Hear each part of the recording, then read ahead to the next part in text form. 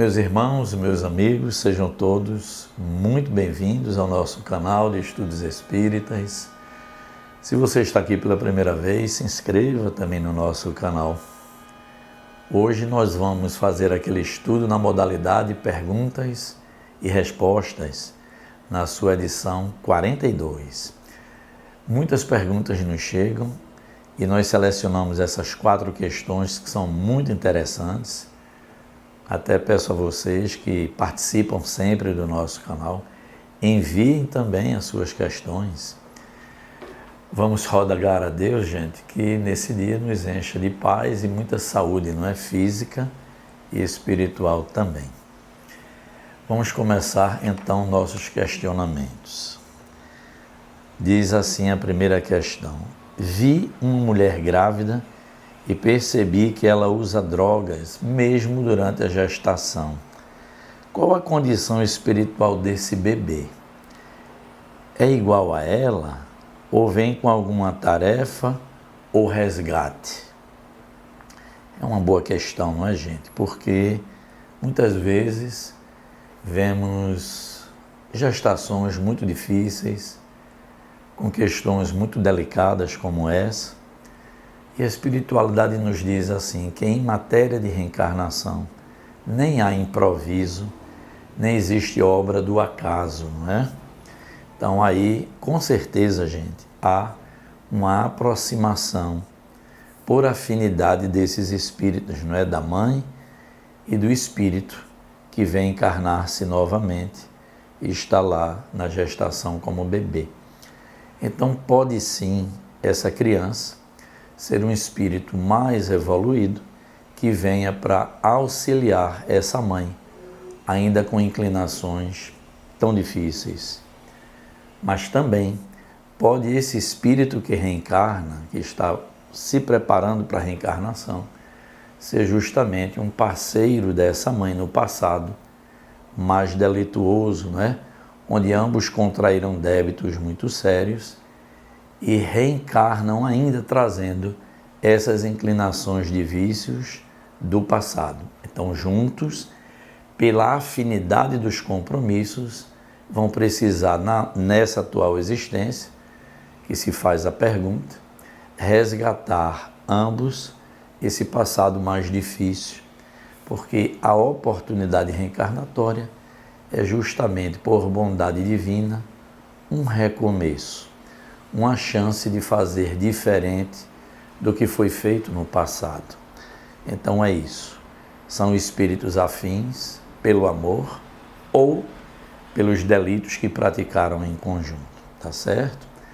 É a orientação que nos dá a espiritualidade maior. Questão número 2, gente.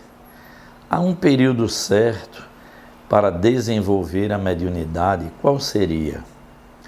Essa foi a questão. O livro dos médiuns nos diz que praticamente todas as pessoas são médiuns, ou seja, que têm percepção do mundo espiritual em maior ou menor grau. E por que nós trazemos essa potencialidade, quase todos nós? É que é uma potencialidade muito importante para desenvolvimento da pessoa que a possui e mais adiante, quando coloca a serviço do bem, é um excelente instrumento de redenção da própria alma. Mas essa potencialidade, gente, ela precisa ser educada, não é? A pessoa que tem uma mediunidade mais ostensiva, ela não deve estar, por exemplo, incorporando, trazendo uma comunicação em qualquer lugar, em qualquer ambiente, de forma inadequada. Então, os centros espíritas têm tarefas de educação dessa potencialidade que associam um estudo teórico com um estudo prático. Então, unindo teoria e prática, esses médiuns vão educando essa potencialidade e até expandindo o seu potencial para mais adiante, a depender do seu livre-arbítrio, colocar essa potencialidade bem educada a serviço do seu próximo. Mas vamos lá, em que momento deve desenvolver-se ou educar essa mediunidade de uma forma sistemática? Joana de Ângeles nos socorre dizendo assim, na fase de infância, não. Por quê? Porque Joana diz que a estrutura psicológica desse espírito reencarnante ainda está incompleta, se desenvolvendo. Então, você colocar uma criança numa mesa mediúnica, pode chegar espíritos assim, com desajustes gravíssimos e que vão impactar duramente nesse espírito ainda na fase infantil. Na adolescência, as casas espíritas também recomendam o quê? Não desenvolvimento direto da mediunidade, educação do potencial. Privilegia o quê? Algumas outras tarefas que o jovem, não é, o adolescente pode realizar. Priorizam-se na casa espírita os estudos, não é, no grupo de juventude. Enfim, mais adiante sim, pode que ainda na adolescência comece a educar a potencialidade, mas é muitíssimo importante que o jovem que esteja na casa espírita comece então a consolidar os seus conhecimentos doutrinários, educar o seu campo espiritual e moral, estudar bastante, colocar-se em algumas atividades do grupo de juventude. Tudo isso vai estruturando esse adolescente para que mais adiante possa educar o seu potencial mediúnico e colocar-se a serviço do bem, porque essa é uma tarefa importantíssima e muito delicada também, porque o médium a serviço, ele se coloca como intermediário entre os dois planos, físico e extrafísico. Então mexe com energias muito sérias, muito importantes. É preciso que o médium esteja muito bem preparado. E na fase adulta, obviamente, já todo esse preparo orgânico, psicológico, mas é importante sim que mesmo no adulto eduque essa potencialidade antes de colocar a serviço. E trabalhador em tratamento espiritual ou em alguma dificuldade material precisa antes colocar-se bem para poder trabalhar com a mediunidade, não é? Então, o período correto é entre a adolescência e fase adulta, mas volto a dizer, ao adolescente e também ao adulto exige-se que tenha muito preparo doutrinário, estudo, educar a potencialidade para depois colocar a serviço. Vamos lá para a nossa terceira questão, gente. Como saber quem é o nosso mentor espiritual? Essa é uma questão muito importante também, porque nós estudamos na doutrina espírita que nenhum de nós está sozinho aqui na matéria. Não. Existem espíritos, como está retratado na questão 495A do Livro dos Espíritos. Os espíritos recomendam a Kardec que o nosso guia espiritual sempre são espíritos mais elevados para que possa nos auxiliar na tarefa, na nossa jornada aqui material. Então nós transitamos, gente, do berço ao túmulo, acompanhados por nossos guias espirituais. Alguns irmãos de outras denominações religiosas falam de anjos guardiões. Não importa a denominação que se dê. Importante é saber da bondade divina que não nos deixa no plano material sem um espírito que possa nos acompanhar incondicionalmente. Inclusive, eu até recomendo, o Livro dos Espíritos traz questões muito boas a respeito dessa teoria dos anjos guardiões. Estudem, não é? Tragam para cá suas questões. Então vamos lá. Como saber quem é o nosso mentor espiritual? Tanto no Livro dos Espíritos como na orientação dos nossos amigos espirituais, eles dizem: o mais importante não é saber quem é o nosso guia espiritual, mas aprender a sintonizar com o nosso guia espiritual. Gente, isso é muito importante, porque nós passamos aqui no plano material, nesse plano que ainda é de provas e expiações, momentos muito desafiadores, não é? Nós sabemos que a nossa jornada na matéria não se faz só de momentos felizes, mas de momentos também de dificuldade, altos e baixos na nossa existência. E esse amigo sempre está ao nosso lado, respeitando o nosso livre-arbítrio, mas nos inspirando no que é bom e no que é útil. Então é muito importante que a gente aprenda a sintonizar com o guia espiritual. E o que é mais importante ainda é confiar na sua presença. Quantas pessoas em momentos desafiadores não compreendem que tem esse amigo ao seu lado, ou se compreendem, não confiam que essa sintonia possa se estabelecer e esse amigo incondicional possa nos ajudar. Então é importantíssimo que nós fortaleçamos a nossa confiança nesse guia espiritual e principalmente, gente, em momentos desafiadores, quando nós oramos e pedimos ajuda, ela não se faz demorar. Não. O nosso guia espiritual nos irradia, nos tranquiliza, nos transmite pensamentos de calma, não é? De paz, de entendimento.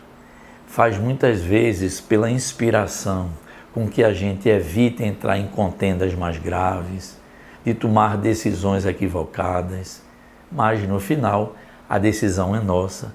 Mas se temos uma boa sintonia e uma boa inspiração do nosso guia espiritual, então nós andamos com mais certeza e com mais tranquilidade aqui no mundo material. Então veja, obviamente há situações em que nós sim travamos conhecimento de quem é esse guia espiritual. Exemplo, às vezes numa reunião mediúnica, esse espírito se apresenta através de outro médium e então revela muitas vezes a sua identidade, fala de sua afinidade com o seu protegido.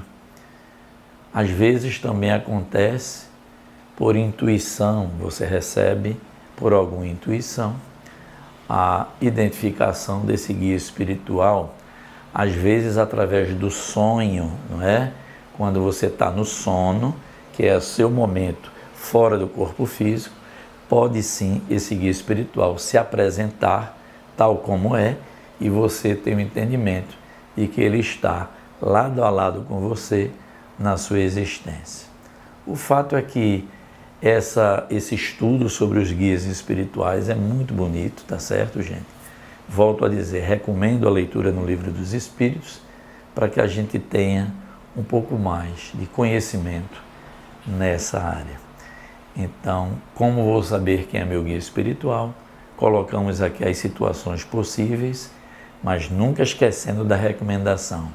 Fundamental é sintonia com esse guia espiritual. Gente, em qualquer atividade, mesmo atividades do campo material, ele pode nos inspirar na melhor solução daquilo que a gente almeja. No momento em que vamos tomar algumas decisões, sintonize seu guia e peça essa boa inspiração, tá certo? Quem enviou a questão, espero ter atendido. Vamos então para a nossa quarta questão do nosso estudo. Diz assim: uma pessoa que está com alguma enfermidade, quando poderia colocar-se como passista novamente e aplicar seus passes? Gente, essa é uma questão muito importante, tá certo? E que nos chega muito aqui como questionamento. Normalmente, aquele que é um trabalhador espírita ou de outras denominações religiosas, mas que coloca-se a serviço do bem, tem realmente o desejo de trabalhar. Ele não gosta de estar encostado, não é? Como a gente diz no departamento médico, gosta de estar atuando. Mas vejam bem, gente, o que é que Emmanuel disse a Chico? Em tarefa, no bem, é preciso disciplina, disciplina e disciplina. Então, é preciso acalmar um pouco esse nosso desejo, ansiedade, quando nós estivermos em tratamento. Veja, a pergunta que se faz aqui é caso concreto. Para um passista, gente, a pessoa que aplica passe, ela precisa estar em grande equilíbrio, não é? Não só espiritual, principalmente, mas também materialmente. Porque quando a gente aplica um passe, existe uma troca de energia direta com o paciente. A pessoa está lá para receber o passe, do médium vão suas energias perispirituais, não é? E o perispírito é vinculado ao corpo físico, molécula a molécula. É preciso, então, saúde orgânica e saúde psíquica também para o passista. Ora, se ele está com alguma enfermidade, não é momento dele doar essas suas energias. Por duas razões, não é? As suas energias não estão totalmente em equilíbrio porque ele está doente e também porque ele precisa estar em bom estado material para poder doar-se, porque ele está precisando de energias e não fazer doação. Então, com a recomendação da espiritualidade, eles dizem assim: o passe magnético é uma troca profunda de energias e exige, portanto, do médium que assim se coloca, o preparo na saúde física e moral. O médium passista se utiliza fortemente de suas energias perispirituais e físicas também, além da energia dos espíritos. Assim, quando se está enfermo ou ainda em recuperação incompleta, não se recomenda perda de energia de doação, posto que o próprio médium necessita ainda de cuidados. Então, gente, a espiritualidade é muito clara. Fique tranquilo, se recupere completamente para poder voltar à sua atividade, não é? Então, nós temos a existência inteira para servir no bem. Respeite o seu momento de enfermidade ou que ainda esteja incompleto o seu tratamento. Quando completar, sim, você vai estar em condições de novamente servir na causa do bem. Gente, foram questões muito boas, como eu falei a vocês. Agradeço a quem está enviando seus questionamentos. Espero ter atendido, com nossas respostas, com o olhar da doutrina espírita.